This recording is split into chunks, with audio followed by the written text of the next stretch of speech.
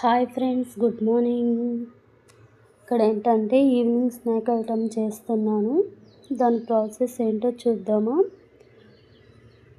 ముందుగా మైదా ఒక కప్పు తీసుకొని అందులోకి కారం, సాల్ట్, జీలకర్ర, అలాగే ఒక స్పూన్ ఉప్మా రవ్వ వేసుకోండి. అదేనండి సూజీ అంటారు కదా, ఆ రవ్వ వేసుకోండి.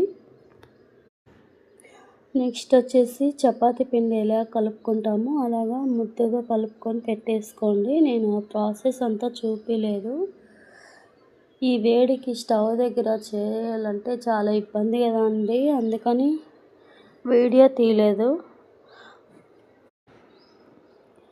అలా కలిపేసుకొని ముందు చూపించాను కదండి, చపాతీ షేప్లో రౌండ్గా చేసుకొని ఇలా చిన్న చిన్నగా కట్ చేసుకొని ఫోర్క్తో ఇలా కుక్ చేసుకోండి. అలా కుక్ చేసామంటే పూరీలాగా ఉబ్బు అన్నమాట.